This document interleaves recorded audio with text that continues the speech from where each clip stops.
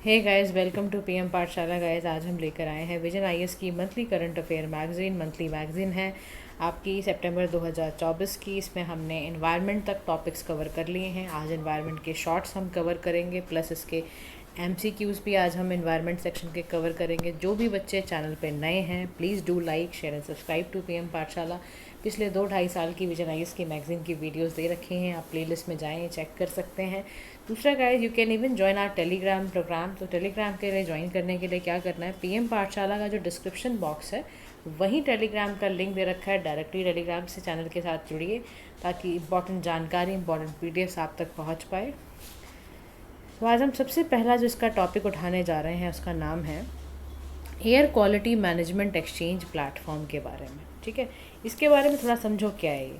देखो, climate and clean energy coalition है ये, और ये लॉन्च की गई है। और लॉन्च में इन्होंने ही बेसिकली इसको लॉन्च करा है, climate and clean energy air coalition वालों ने।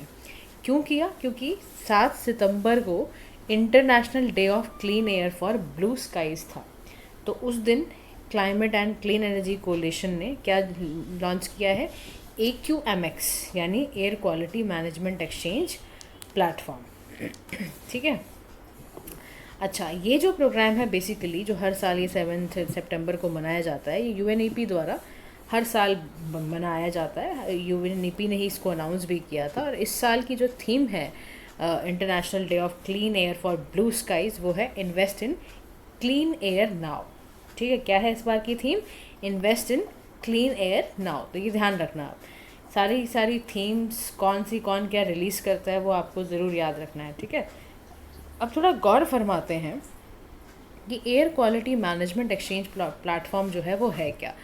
सबसे पहले देखो, ये याद रखना, ये एक वन स्टॉप शॉप है, यानी जहाँ पर आपको लेटेस्ट गाइडलाइंस मिलेंगी किससे रिलेटेड, एयर क्वालिटी मैनेजमेंट की, और कुछ टूल्स मिलेंगे जो बेसिकली हमें बताएंगे कि WHO कैसे कैसे अपने प्रपोज टारगेट्स को, इंटरिम टारगेट्स को मीट कर सकता है। ठीक है, ये फ्लैगशिप प्रोग्राम है। इसमें ना हम ये चाहते हैं UNEA का, यानी कि जो यूनाइटेड नेशंस एनवायरनमेंट प्रोग्राम का रेजोल्यूशन 6 है, उसको हम रीजनल कोऑपरेशन में कन्वर्ट करना चाहते हैं। और हमारा एक ग्लोबली बहुत ज़्यादा यूनाइटेड नेशंस का इस वक्त ध्यान है कि ना एयर क्वालिटी ग्लोबली अच्छी होती चली जाए, क्योंकि देखा जा रहा है बहुत सारी कंट्रीज़ में एयर क्वालिटी बहुत ज़्यादा डिटोरिएट हो रखी है। तो इस डिटोरिएशन से उसको बचाने के लिए हमें ज़रूरत है कि हम पूरे ही ग्लोबल वाइज हम इस एयर क्वालिटी को इम्प्रूव करें। अब हमें समझना है जो ये AQMX है, ये आया क्यों, इसकी ज़रूरत क्यों पड़ी? क्योंकि हम देख रहे हैं कि बहुत ज़्यादा एयर पोल्यूशन की मार है। कह रहा, आप यकीन मानोगे, 8 मिलियन प्री मैच्योर बच्चे पैदा भी नहीं होते हैं, प्री मैच्योर ही होते हैं, और उनकी डेथ हो जाती है। इसका कारण है सबसे ज़्यादा पुअर एंड वल्नरेबल। क्या है? मैंने बहुत ज़्यादा एयर पोल्यूशन है। कह रहा, फिर अगर कैपेसिटी की बात की जाए तो AQMX helps to address air quality management capacity gaps, या कुछ और एयर क्वालिटी मॉनिटर कैसे करनी है। फिर नॉलेज शेयरिंग की बात आती है, जिसमें आपको रीजनल एंड सब रीजनल कम्युनिटीज़ को बुलाना है एयर क्वालिटी के बेस्ट प्रैक्टिसेस के लिए। तो जो हमने कहा ना कि CCAC ने, यानी जब हमने कहा कि climate and clean air coalition ने इसको लॉन्च किया है, तो अब इसके बारे में समझते हैं कि ये क्या है। ये 2012 में आई। ठीक है, UNEP ने इसको विद इन अपने कन्वीन कराया। एक वॉलंटरी पार्टनरशिप है जिसमें 160 गवर्नमेंट से भी ज़्यादा इसमें पार्ट लेती हैं। एक इंटर गवर्नमेंटल ऑर्गेनाइजेशन, एक NGO की तरह है ये। इंडिया ने इसको ज्वाइन किया 2019 में। 2012 से ये शुरू हो गई थी, 2019 में हमने ज्वाइन करा इसको। यानी इसका काम पता है क्या है? इसका पूरे वर्ल्ड वाइड एक ही काम है कि ये पावरफुल रिड्यूस करेगी, शॉर्ट लिव क्लाइमेट पोल्यूटेंट को रिड्यूस करेगी, जैसे मीथेन है, ब्लैक कार्बन है, हाइड्रोफ्लोरोकार्बन है, ट्रोपोस्फेरिक जोन है, इन सभी को, ताकि हमारा क्लाइमेट चेंज जो हमारा बहुत ज़्यादा अफेक्ट कर रहा है उस पर असर ख़त्म हो, और एयर पोल्यूशन को रोकने के लिए भी हम ये काम करना चाहते हैं। तो इसीलिए ये पहल हमारे को दी गई है। अच्छा, आपसे मेरा एक सवाल है कि ब्लैक कार्बन किस किस तरह से हमें अफेक्ट करता है, और कार्बन ब्लैक जो होता है वो किस किस नाम से भी जाना जाता है, और ये कैसे इतना हजार्डस है। ब्लैक कार्बन का एक और नाम होता है, वो आपको कमेंट सेक्शन में बताना है। ठीक है, अब हम समझते हैं कि WHO की एयर क्वालिटी गाइडलाइंस के बारे में ज़रूर पता होना चाहिए हमें, क्योंकि इन्होंने पूरा एविडेंस बेस कैसे कैसे लिमिट लगानी है स्पेसिफिक एयर पोल्यूटेंट पे उसके बारे में दिया हुआ है। तो इन्होंने रिकमेंड कर रहे हैं लेवल्स कि जैसे आपका PM है, ओजोन है, नाइट्रोजन ऑक्साइड है, SO2 है, उसके ऊपर कैसे कैसे रहना चाहिए एनुअली, और 24 घंटे में कितना रहा है 2005 में 2021 में, वो सारा इस डायग्राम में इन्होंने, इस फिगर में इन्होंने मेंशन किया हुआ है। ठीक है, फॉर इंस्टेंस ये कह रहा है कि 24 घंटे में जो मीन ऑफ 5 PM2.5 है वो 15 UGM³ से ज़्यादा नहीं होनी चाहिए। ठीक है, तो ये भी हमें ध्यान रखना है कि इससे ज़्यादा की कभी भी ना हो, क्योंकि अगर इससे ज़्यादा होगी तो फिर बहुत ज़्यादा असर करेगी वो। ठीक है, चलो उसके बाद हम चलते हैं आगे के पॉइंटर्स की ओर, जिसमें हम बात करेंगे नए अपने टॉपिक में, जिसमें हम अगेन एयर क्वालिटी और क्लाइमेट बुलेटिन के बारे में बात कर रहे हैं। देखो अगेन एयर क्वालिटी से रिलेटेड ही चीज़ आई है। एयर क्वालिटी और आपका अगर हम क्लाइमेट बुलेटिन की बात करें तो एनुअल बुलेटिन निकाला क्या, कौन निकाल रहा है? यूनाइटेड नेशंस का एक प्रिंसिपल ऑर्गन है, बॉडी है, WMO यानी कि वर्ल्ड मेट्रोलॉजिकल ऑर्गेनाइजेशन है ये। ठीक है, इसने निकाला और इस रिपोर्ट का नाम है state of the air quality, और इसका कनेक्शन क्या है क्लाइमेट चेंज के साथ। ठीक है, अब आपको बताना है WMO का हेडक्वार्टर कहाँ है, ये कमेंट सेक्शन में आपने लिखना है। अच्छा, कंपोनेंट क्या है न्यू बायो एरोसेल प्रोग्राम्स के, ये समझना है कि बायो एरोसेल क्या होता है। इस पर आने से पहले मैं थोड़ा सा आपको एयरोबायोलॉजी के बारे में समझा देती हूँ, इस रिपोर्ट में क्या क्या है वो समझ लो। देखो ग्लोबली ऐसा पाया जा रहा है कि यूरोप और चाइना में PM2.5 जो PM2.5 का पोल्यूशन है वो थोड़ा सा लो हुआ है, लेकिन अगर वहीं हम नॉर्थ अमेरिका और इंडिया में देखें तो क्योंकि थोड़े मैनमेड कारण हैं, एंथ्रोपोजेनिक एक्टिविटीज़ के कारण इमिशन जो है PM2.5 का वो बढ़ा हुआ नज़र आ रहा है। ठीक है, अब जो particular matter smaller than 2.5 micrometre in diameter उसको हम PM2.5 कहते हैं। समझ में आ रहा है? पर्टिकुलर मैटर क्या है जिसका डायमीटर 2.5 माइक्रोमीटर से भी छोटा हो उसको PM2.5 कहा जाता है। ग्लोबली PM का जो हॉटस्पॉट है यानी सबसे ज़्यादा एग्रीकल्चरल एरियाज में जैसे central Africa, Pakistan, India, China, यहाँ पर बहुत ज़्यादा PM यानी पर्टिकुलर मैटर सबसे ज़्यादा यहीं पाए जाते हैं। और अगर PM पाया जा रहा है तो उससे आप समझ लो आपकी फसलें नुकसान में आ जाएंगी, क्योंकि वहाँ पर सनलाइट रीचिंग की लीफ सरफेस तक सनलाइट नहीं पहुँच पाती है PM की वजह से। वो इतना गंदा होता है पर्टिकुलर मैटर कि सनलाइट नहीं पहुँच पाती है वहाँ पर। फिर कहता है कि एरोबायोलॉजी एडवांसमेंट अगर आप कर भी देते हो ना, नई टेक्नोलॉजी से बायो एरोसोल मॉनिटरिंग भी कर देते हो, तो ये काम आप कह रहा है कि ये रिपोर्ट में बोला गया कि कर सकते हो। लेकिन आप समझो एरोबायोलॉजी क्या होती है। देखो ये एक ऐसी स्टडी है जिसमें ना हम क्या करते हैं, जैसे ह्यूमन है, एनिमल पे, प्लांट हेल्थ पर, हम ना इसमें एयरबॉर्न जो भी बायोलॉजिकल पार्टिकल्स वगैरह होते हैं उसकी स्टडी और उसका इम्पैक्ट जानते हैं। बायो एरोसोल्स का मतलब होता है bacteria, fungal spores, pollen grains, इसका मतलब बायो एरोसोल्स होता है। बायो एरोसोल्स का मतलब होता है कि आपका बायोडाइवर्सिटी में कितना चेंज आ रहा है, आपके फ्लावरिंग पैटर्न में कितना चेंज आ रहा है, इसका असर हमारे जो भी जितने भी सेंसिटिव क्लाइमेट शिफ्ट है उसका इन पर असर क्या पड़ेगा। तो कह रहा है जो नई टेक्नोलॉजी एरोबायोलॉजी आ रही है ना, ये इसलिए ज़रूरी है ताकि फॉरकास्टिंग और क्लाइमेट का चेंज कैसा होने वाला है उसका हमें पता चल पाए। तो इसके लिए हाई रेजोल्यूशन इमेज एनालिसिस वगैरह, होलोग्राफी वगैरह की जा रही है, DNA सीक्वेंसिंग की भी ज़रूरत पड़ रही है, नैनो टेक्नोलॉजी का भी इस्तेमाल किया जा रहा है। अब मैं आपको ये समझाती हूँ न्यू जो बायो एरोसोल है वो काम कैसे करता है, इसको समझो आप। देखो इसमें क्या होता है, जो कंपोनेंट है ना न्यू बायो एरोसोल्स को, उसको समझते हैं। बायो एरोसोल्स मैंने आपको बता ही दिया है, बैक्टीरिया है, पॉलन है, ठीक है, ये सारे स्पोर्स वगैरह आते हैं। इसी में क्या किया जाता है, एडवांस कटिंग एज टेक्नोलॉजी का मतलब है एडवांस टेक्नोलॉजी को इन सेतु मॉनिटर के लिए लगाया जाता है। थर्ड जर्नी DNA अगर सिक्वेंसिंग की ज़रूरत पड़ती है तो वो भी किया जाता है, यानी DNA को क्या करा जाता है, अमेंड किया जाता है। फिर ICT यानी information communication technology, machine learning, big data की मदद से इसको और इसका एनालिसिस किया जाता है, और तब जाके इसके रियल टाइम डेटा को फॉरकास्ट करके लोगों तक, ऑर्गेनाइजेशंस तक पहुंचाया जाता है। ऐसे काम करता है आपका बायो एरोसोल। समझ रहे हो? तो बायो एरोसोल का मतलब समझ लेना, ये बड़ा ज़बरदस्त तरीका है। इससे आपकी और एडवांसमेंट हो जाएगी, आपको और ज़्यादा पता चल जाएगा किस बारे में, इस बारे में कि आपको किस तरह से डेटा को कैसे हैंडल करना है और क्या होगा, एयरबॉर्न पार्टिकल्स इस वक्त कैसे हैं, समझ रहे हो, उसको जानने के लिए ये बहुत अच्छा तरीका है कि इसका हेल्थ पे क्या इफ़ेक्ट पड़ने वाला है, इन्फेक्टियस डिजीज़ कौन सी फैलने वाली है, इसका एलर्जिक रिस्पॉन्स क्या होगा, रेस्पिरेशन में कोई इरिटेशन तो नहीं होगी, मतलब समझ रहे हो, यानी कि बायो एरोसोल जो होते हैं डिपेंडिंग अपॉन टेम्परेचर, ह्यूमिडिटी, सब पर असर डालते हैं और इसीलिए हमें इससे बहुत सारी मदद ये मिल जाती है। तो देखो, एक आपने एरोसोल सुने होंगे, उसमें डायमीटर 5 से कम होता है, वो सस्पेंड रहते हैं एयर में for a significant of the time. Bio aerosols ऐसे एरोसोल्स हैं जिनमें बैक्टीरिया, वायरस, हम फंगी वगैरह डाले जाते हैं, ठीक है। तो ये दोनों बातों का आपको बहुत अच्छे से ध्यान में रखना है, ठीक है।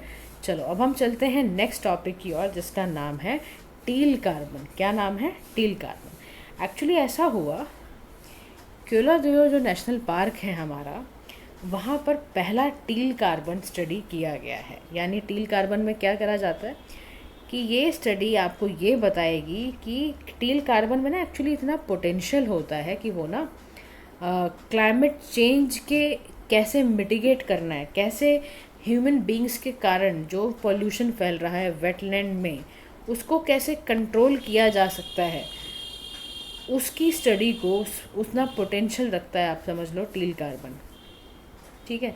अब आप देखो, वेटलैंड आप जानते ही हो क्या होता है। वेटलैंड एक ऐसा इलाका है जहाँ पानी सॉइल को कवर कर रहा है, और यानी कि कुछ ऐसा इलाका है जहाँ पर आप जानते ही हो वाटर कवर साथ साथ ही करता है। और अगर आप देखो तो ऐसा प्लेस जहाँ पर पानी से कवर्ड ऐसे सॉल्ट है, फ्रेश वाटर आप देखते हो, है ना, तो सीजनली भी कई बार परमानेंट भी होता है। तो वेटलैंड बनाने का पर्पस पता है क्या होता था? फ्लड कंट्रोल करना, और ये रिवर्स के साथ साथ अलॉन्ग होके ये चलते हैं। जैसे आपने रामसर कन्वेंशन में भी देखा हो, तो वेटलैंड बेसिकली वहाँ पर जो डिफाइंड है वो ये है कि ऐसा एरिया जो मार्श है, कैसा एरिया है जो मार्श है, पीटलैंड है, नेचुरली बना हुआ या आर्टिफिशियल है, जहाँ से पानी स्टैटिक है या फ्लो है कर रहा है, वो सब तरह के फ्रेश है, ब्रैकिश है या सॉल्ट है, सब तरह के ऐसी जगहों को क्या कंसिडर किया जाता है? वेटलैंड कंसिडर किया जाता है। यानी एटलीस्ट पीरियोडिकली लैंड जो है वहाँ पर हाइड्रोफाइट्स रहते हों, इस तरह की जगहों को हम क्या कह देते हैं? वेटलैंड कह देते हैं। अच्छा, इसी स्टडी में हमें ये भी पता चला है कि जो भी एलिवेटेड मीथेन इमिशंस हैं वो रिड्यूस हो सकते हैं by the use of specialised type of biochar. अब आपको समझ में आना चाहिए कि ये स्टडी की क्यों जा रही है। टील कार्बन की मदद से हम क्या कर रहे हैं? जो भी एलिवेटेड मीथेन इमिशन है उसको हम रोक रहे हैं। कैसे रोक रहे हैं? बायोकार की मदद से। अब बायोकार क्या होता है इसको समझते हैं। देखो, बायोकार ना, जैसे देखो चारकोल प्रोड्यूस होता है प्लांट के मैटर या जो भी स्टोर होता है सॉइल के अंदर, जब कार्बन डाइऑक्साइड आप उसमें से हटा दोगे तो चारकोल प्रोड्यूस होता है, ठीक है। तो बायोकार बेसिकली क्या, एक तरह का चारकोल होता है। ये बेसिकली एक तरह का क्या होता है? चारकोल। और इसका इस्तेमाल क्यों किया जाता है? सॉइल की हेल्थ को इम्प्रूव करने के लिए, सॉइल का पीएच रेस करने के लिए, कार्बन को सिक्वेस्टर करने के लिए, ग्रीन हाउस एमिशन को रोकने के लिए, सॉइल मॉइस्चर को ठीक करने के लिए किया जाता है। लाइट वेट ब्लैक रेमिनेंट होता है ये, ठीक है। तो यानी उसको भी आपने यूज़ करा। अब टील कार्बन असल में क्या है इसको देखते हैं ज़रा। देखो, टील कार्बन का सीधा सा मतलब होता है कि कार्बन को स्टोर किया जा रहा है non tidal fresh water wetland में, और यहीं पे आपने कार्बन को स्टोर कर लिया। कहाँ पे? वेजिटेशन में, माइक्रोबियल बायोमास में, और इसमें से डिज़ोल्व करा के पर्टिकुलर मैटर्स के अंदर मिक्स हो गया है। टील कार्बन एक कलर बेस्ड टर्मिनोलॉजी है, यानी क्या करती है ना, ऑर्गेनिक कार्बन को क्लासीफाई कर देती है उसके फंक्शन और लोकेशन की वजह से, फिजिकल प्रॉपर्टी की वजह से नहीं, उसके फंक्शन और लोकेशन की वजह से। जैसे ब्लैक और ब्राउन कार्बन प्रोड्यूस हुआ तो हमें पता है कि वो इसलिए हुआ क्योंकि उसमें ठीक से आग से वो जला नहीं था, इनकम्प्लीट कंबस्चन थी, जिसकी वजह से हम जानते हैं कि ब्लैक और ब्राउन कार्बन दोनों ही ग्लोबल वार्मिंग में कंट्रीब्यूट करते हैं। टील कार्बन का सिग्निफिकेंस ये होगा कि ये ग्राउंड वाटर लेवल पर इंक्रीज करेगा अपना कंट्रीब्यूशन, फ्लड को बचाएगा, हीट आइलैंड को रिड्यूस करेगा, और ये अर्बन एडेप्टेशन को सस्टेनेबल बना देगा।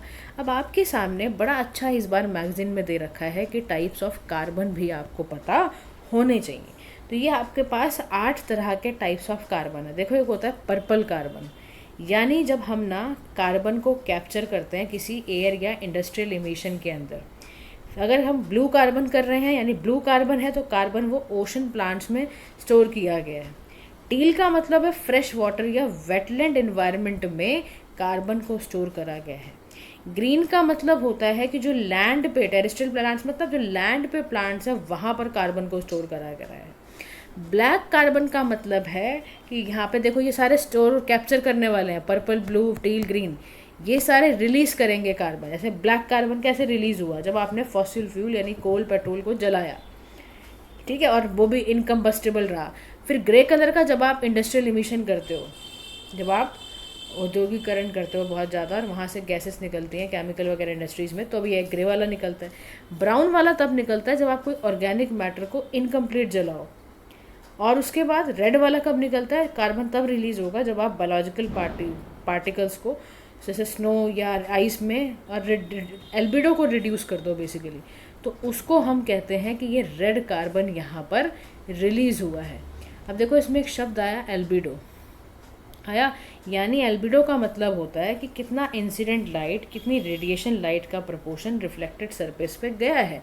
तो जब आप सोचो, जब कार्बन वहाँ पर रिलीज़ होगा तो वो पहले ही रोक देगा, सनलाइट को ख़त्म करता है। जैसे हमारा ब्लैक कार्बन के बारे में मैंने आपको बताया, ठीक है। अब ना केओलादेओ नेशनल पार्क जो कि भरतपुर राजस्थान के अंदर है, वहीं पर ये सारी एक्सरसाइज की जा रही है टील कार्बन वाली। तो डिक्लेयर किया गया था नेशनल पार्क 1982 में, और यूनेस्को की वर्ल्ड हेरिटेज साइट है 1985 से। ये होम है 370 species of bird and animals, जैसे पाइथन है, साइबेरियन क्रेन्स वगैरह हैं। और ये मॉन्ट्रिक्स रिकॉर्ड रामसर कन्वेंशन 1990 में आते हैं, क्योंकि वहाँ पर पानी की शॉर्टेज है, अनबैलेंस्ड रिजाइम है, ग्रेजिंग रिजाइम है, इसके कारण से ये सारा बनाया गया है, ठीक है। तो इसके बारे में जानकारी आपको ज़रूर होनी चाहिए, और वैसे भी मैंने क्वेश्चन दिया हुआ तो बड़े ध्यान से सुनना ही है आपने।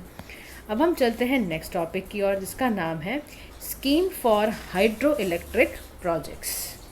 यूनियन कैबिनेट ने इस बार क्या करा है, इंफ्रास्ट्रक्चर जो हाइड्रो इलेक्ट्रिक प्रोजेक्ट्स का, उसको और अच्छा करने के लिए, उसको बजटरी सपोर्ट देने के लिए स्कीम में थोड़ा सा परिवर्तन किया है, मॉडिफिकेशन किया है, कि वो फास्टर डेवलपमेंट हो इसका और इम्प्रूव भी हो इंफ्रास्ट्रक्चर, स्पेशली कहाँ पर, जो रिमोट एंड हिली प्रोजेक्ट लोकेशंस हैं। तो जो ये बजटरी सपोर्ट दिया जा रहा है, इसमें इंफ्रास्ट्रक्चर जो तैयार करा जा रहा है, ये लॉन्च पता है कब हुआ था, मिनिस्ट्री ऑफ पावर द्वारा लॉन्च हुआ था 2019 में। इसमें क्या किया जा रहा है, सड़कें बनाई जा रही हैं, ब्रिज बनाई जा रहा है, मेजर डैम्स के साथ कनेक्ट किया जा रहा है, ठीक है, नेशनल हाईवेज़ के साथ कनेक्ट किया जा रहा है, स्टेट हाईवेज़ के साथ कनेक्ट किया जा रहा है। मॉडिफाइड स्कीम समझ लो, उसके बाद इसके चैलेंजेस हम थोड़ी देर में देखते हैं। इस स्कीम का जो मॉडिफाइड वर्जन है वो ये कह रहा है कि फंडिंग का टोटल आउटले, सबसे पहली बात तो उसको 12,461 करोड़ रुपये रखा गया, 12,461 करोड़ रखा गया। इम्प्लीमेंटेशन पीरियड 24 से 25 से लेकर 31-32 तक रहेगा। इस स्कीम में कंस्ट्रक्ट किया जाएगा ट्रांसमिशन लाइन, रोपवेज, रेलवे, ये सारी चीज़ें। एलिजिबिलिटी इसकी क्या है कि जो भी आपके ये बनाए जा रहे हैं, इनकी 25 मेगावाट कैपेसिटी से अगर नीचे है तो प्राइवेट सेक्टर ओन करेगा। पम्प स्टोरेज प्रोजेक्ट्स इसमें लगाए जाएंगे, ये सारा का सारा इसमें बताया गया है, कैसे एक्सपेंड करना है, कितना पैसा लगाना है, ये सब कर दिया, ठीक है। लेकिन हाइड्रो इलेक्ट्रिक प्रोजेक्ट्स को डेवलप करने में कुछ चैलेंज भी आता है। अभी हमने कहा कि बजटरी सपोर्ट के लिए ही ये सारा कुछ मॉडिफाई किया जा रहा है, लेकिन फाइनेंशियल कंस्ट्रेंट पता है क्यों है, क्योंकि बहुत कैपिटल इंटेंसिव है, बहुत सारी अपफ्रंट कॉस्ट लगती हैं। हाई अपफ्रंट कॉस्ट होने के कारण ही इसमें इतनी ज़्यादा वो नहीं आ पाती है, इतना ज़्यादा इसमें नहीं राइज कर पाता है। अपफ्रंट कॉस्ट का मतलब है वो पेमेंट जो सर्विस और प्रोडक्ट के रिसीवल से पहले बहुत ज़्यादा लग जाए। मान लो आप घर खरीद रहे हो, ठीक है, अपफ्रंट कॉस्ट क्या होती है, अर्नेस्ट मनी, इंस्पेक्शन फ़ी, अप्रेजल फ़ी, मॉर्टगेज डील, है ना, जैसे कैश एडवांस कितना देना है, बहुत तरह के टंटे लगे ना तब जाके घर मिला। तो बस कुछ ऐसा ही मामला यहाँ पर रहता है। फिर जियोलॉजिकल कंसर्न है, अब आप कह रहे हो हिली और रिमोट एरिया में बनाओगे, हिली रीजन पे स्पेशली हिमालयाज़ पे बहुत बड़ा कंसर्न आएगा वहाँ बनाने में। फिर पावर नहीं होता रिमोट रीजन्स में, पावर कहाँ से लाओगे, बिजली।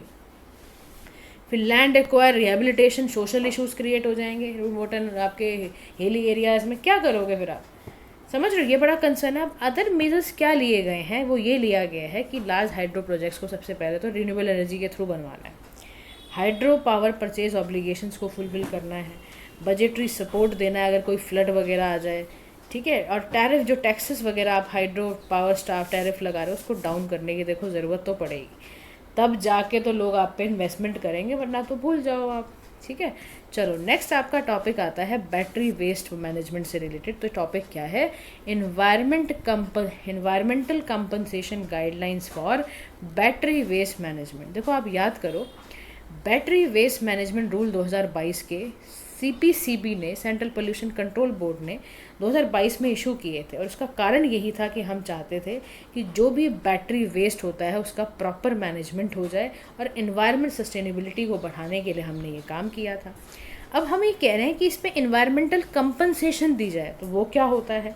इन्वायरमेंटल कंपनसेशन का मतलब है, सीपीसीबी क्या कह रहा है, 2022 के रूल के अकॉर्डिंग इम्पोज किया जाएगा, कलेक्ट किया जाएगा ईसी किससे, प्रोड्यूसर से, और जितनी एंटिटीज़ होंगी रिफर्बिशमेंट कर रहे हो, रिसाइकल कर रहे हो, वहीं से ही इसमें आपका कलेक्ट किया जाएगा। In case of non compliance of the rule, तब कब करा जाएगा, अगर आपने प्रोड्यूसर होते हुए, एंटिटी होते हुए कंप्लायंस ऑफ रूल्स को माना ही नहीं है, तो लिवाय किया जाएगा। जैसे मान लो तब लिवाय किया जाएगा जब आप विदाउट रजिस्ट्रेशन कर रहे हो, या फॉल्स इन्फॉर्मेशन प्रोवाइड कर रहे हो, या फैक्ट्स जो है वो उसको छुपा रहे हो, या आप पॉल्यूटर पे प्रिंसिपल के अकॉर्डिंग चल ही नहीं रहे हो।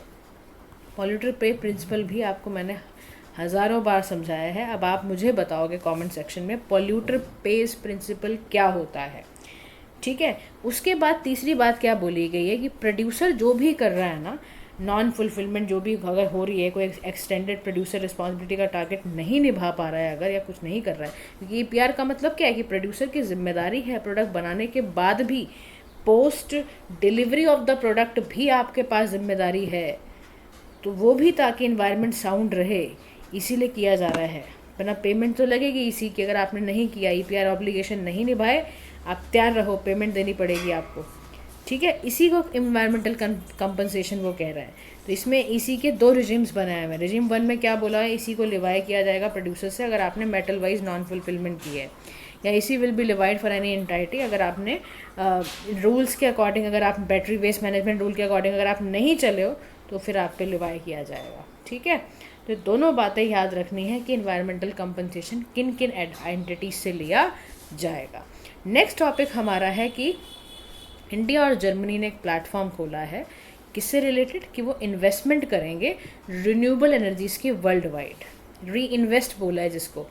तो इंडिया जर्मनी का जो प्लेटफॉर्म तैयार हुआ है वो 4th global energy investor meet के अंदर ही हुआ, और इसमें ministry of new and renewable energy organise करती है इसको, ठीक है। ऑर्गेनाइज किसने किया था, ये ministry of new and renewable energy ने। इसका पता है कारण क्या है, देखो एसडीजी गोल तो है ही, डेफिनेटली 2030 में उसको हमें फुलफिल करना है, तो हमें करना ही है। एक्सपेंशन भी चाहते हैं हम रिन्यूएबल एनर्जी का। देखो हमने, चाहे वो पेरिस समिट रही हो, हमने जब भी साइन किया है, या हमने पंच अमृत हमने बोला हो, उन सभी में हमने ये बात जिक्र किया गया है कि हमें करना है। इंटरनेशनल फोरम पे फिर हमने स्टेक होल्डर्स को बुलाया, सोल्यूशन निकाला कि भाई नॉन फॉसिल एनर्जी कैपेसिटी अगर हमें 2030 तक 500 गीगावाट तक अटेन करना है, तो उसके लिए कुछ तो प्लान करना पड़ेगा। तो फिर इसीलिए इनिशिएटिव लिया गया है green and sustainable development partnership signed in 2022 between India and Germany. तो आपसे सवाल प्रीलिम्स में पूछा जा सकता है कि green and sustainable development partnership 2022 में इंडिया की किसके साथ साइन हुई थी, तो जर्मनी, आपको याद रखना है, ठीक है। चलिए नेक्स्ट क्वेश्चन पे हम चलते हैं, नेक्स्ट टॉपिक पे, जिसका नाम है energy transition principles by United Nations. क्या हो रहा है, एनर्जी का ट्रांजिशन हो रहा है, कौन कर रहा है, यूनाइटेड नेशंस कर रहा है। क्या है ये, रिसोर्सिंग द एनर्जी ट्रांजिशन, यानी जो प्रिंसिपल्स बनाए जा रहे हैं, minerals towards equity and justice, और ये रिपोर्ट रिलीज कर रहा है bye UN secretary general panel on critical energy transition minerals, ठीक है। ये बनाया जा रहा है क्रिटिकल एनर्जी ट्रांजिशन मिनरल्स। पता है क्या होता है, वो मिनरल जो ज़रूरी हैं कंस्ट्रक्ट करने में, प्रोड्यूस करने में, डिस्ट्रीब्यूट करने में। ये बेसिकली रेयर अर्थ एलिमेंट हैं, जैसे कॉपर है, कोबाल्ट है, निकल है, लिथियम है। और डिमांड फॉर आपका जो CETM थी, ये ट्रिपल बाय 2030 तक हो गई, और वर्ल्ड वाइड ट्रांजिशन करा जा रहा है from fossil fuels to renewable energy.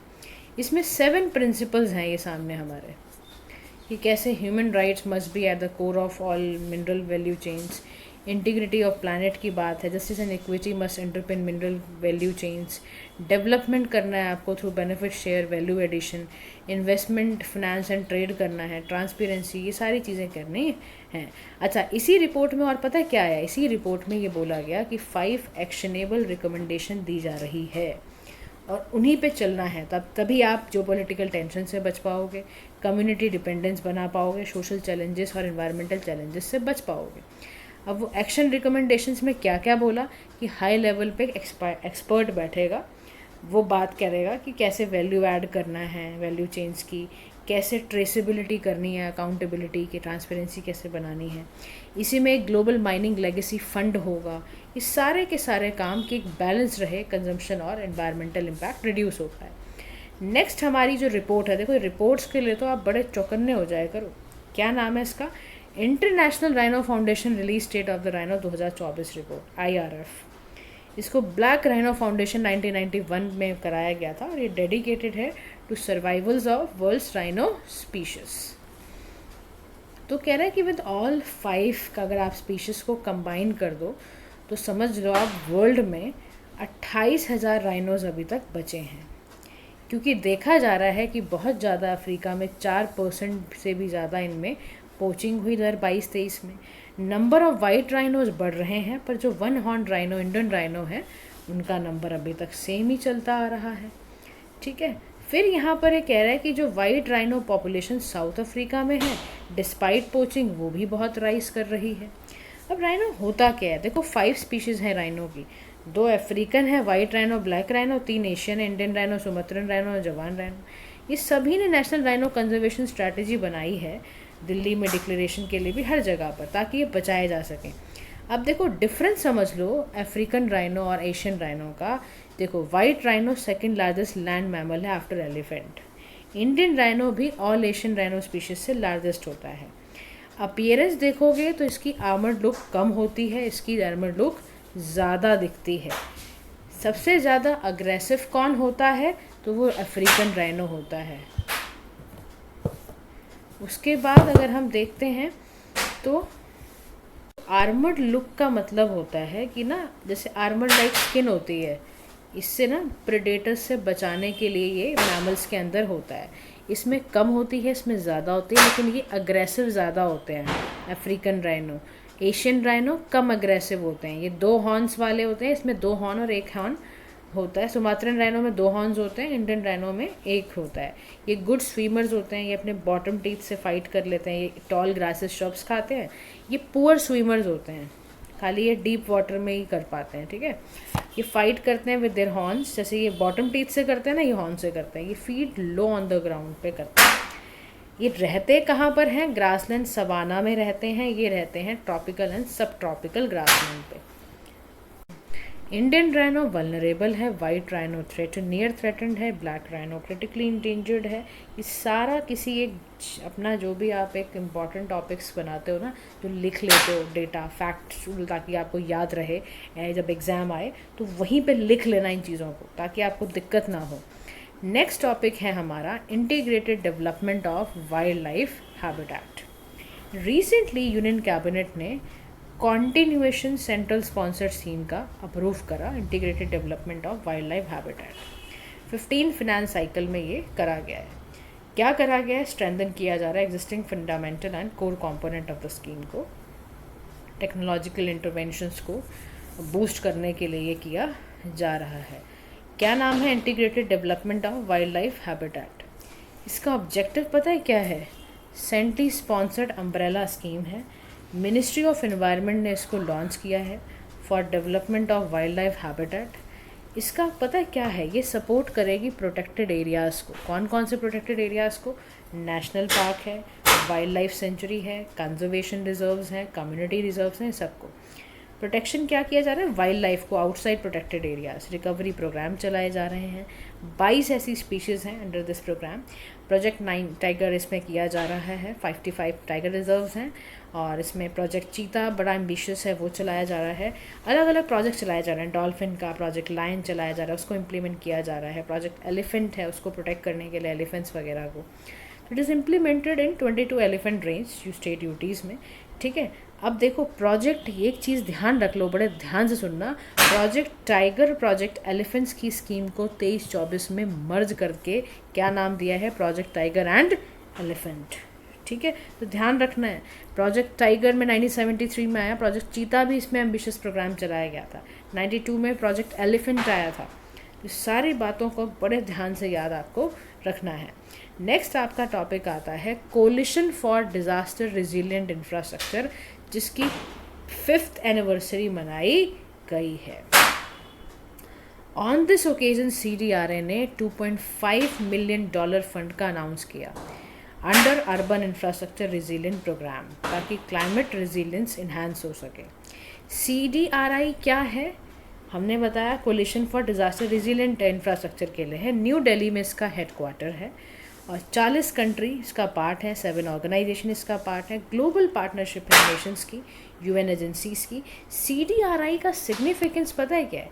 ये ग्लोबल मैकेनिज़्म दे रहा है फिनेंस करने का, ये टेक्निकल सपोर्ट देगा, कैपेसिटी बिल्डिंग करवाएगा ये, और साथ ही साथ इनिशिएटिव क्या ले रहा है ये कि जितने भी हमारे आइलैंड स्टेट हैं वहाँ पर रिजिलियंस को प्रमोट करने के लिए DRI कनेक्ट प्लेटफॉर्म तैयार करे जा रहे हैं, इंटरनेशनल कॉन्फ्रेंस इससे रिलेटेड की जा रही है। ऐसे ही इंफ्रास्ट्रक्चर एक्सेलरेटर फंड भी है जो UNDP और UNDPR द्वारा भी चलाया जा रहा है, सो दैट कि क्या हो, जितनी भी हमारी 30 low and middle income countries including India, उनको क्लाइमेट से जो जूझने में प्रॉब्लम होती है उनके लिए ये फंड अनाउंस किया गया है। ऐसे क्या और भी इनिशिएटिव लिए गए हैं? बिल्कुल लिए गए हैं। ग्लोबल वाइज ऐसा इनिशिएटिव 2015 से 30 तक सेंडाई फ्रेमवर्क का था जो डिज़ास्टर रिस्क रिडक्शन को रोकने का था। ऐसे ही UN international strategy for disaster reduction भी है। हमारे देश में भी क्या कुछ ऐसे लिए गए हैं? बिल्कुल लिए गए हैं। डिज़ास्टर मैनेजमेंट एक्ट 2005 इसीलिए बनाया गया था ताकि डिज़ास्टर से रिलेटेड इन चीज़ों को रोक सकें हम। एक डिज़ास्टर रेजिलिएंट इंडिया को बनाने के लिए नेशनल डिज़ास्टर पॉलिसी 2009 में लेकर आई गई थी। ठीक है, तो ये हमें सारी बातें ध्यान में रखनी है। नेक्स्ट टॉपिक है टार्डीग्रेड। देखो ऐसा होता है ये दिखने में। ये पहला टार्डीग्रेड फॉसिल है जिस पे स्टडी करी जा रही है। साइंटिस्ट ये पता लगा रहे हैं कि ये इवॉल्व कैसे हुआ था। टार्डीग्रेड्स को वाटर बियर्स और मॉस पिगलेट्स भी कहते हैं। टाइनी 8 लेग्ड एक्वेटिक एनिमल है। कितने लेग होते हैं इसके? 8। इस सभी हैबिटेट्स में रहता है अर्थ के। 2 तरह का होता है, एक हेट्रो, एक होता है यूआर्टोग्रेडा। एक्सट्रीम इन्वायरमेंटल कंडीशन में रह लेता है ये, पनिशिंग हीट हो, बहुत ठंडा हो, आउटर स्पेस हो, अल्ट्रावायलेट, सब जगह रह लेता है ये हार्श कंडीशन में भी रह लेता है ये। They are capable of almost stopping their metabolism को भी स्टॉप करने के लिए ये बहुत अच्छा कारीगर करता है, उसको कहते हैं टार्डीग्रेड्स। नेक्स्ट हमारा क्या आता है? फ्रेनेशनल डेसिफेंस जिसे बोलते हैं। तो फ्रेनेशनल डेसिफेंस को रिकॉर्ड किया गया है पहली बार कंट्रीज़ में। कहाँ पर? असम के कामरूप डिस्ट्रिक्ट में इसको किया गया है। ये क्या है? इस तरह का बर्ड डंग है या बर्ड ड्रॉपिंग क्रैब स्पाइडर है। ये एकदम यूरिन जैसा स्मेल करता है ये।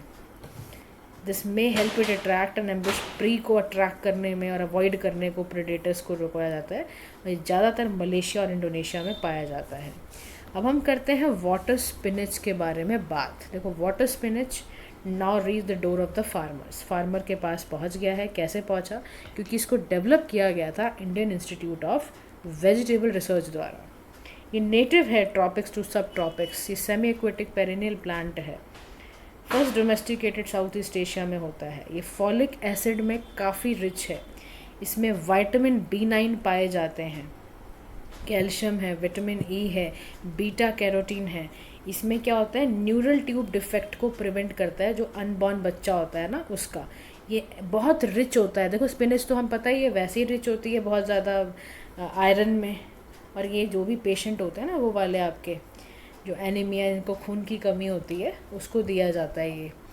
और इसके बाद बहुत ही ना एक्वेटिक हैबिटेट के लिए बहुत प्योरीफायर बनाता है। इतना पोटेंशियल होता है वाटर स्पिनच के अंदर। तो हर जगह मिलता है सेमी एक्वेटिक पेरिनियल इसमें। तो आपको पता है ना पालक, ऐसे ये वाटर पालक है ये। ठीक है, इसमें क्या सबसे अच्छा होता है? विटामिन B9 फॉलिक एसिड होता है।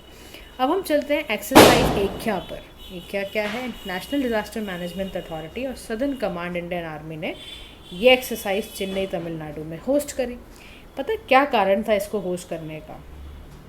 क्योंकि 1900 में भारत ने इकोनॉमिक लॉस $150 बिलियन का किया था फ्लड और स्टॉर्म्स की वजह से।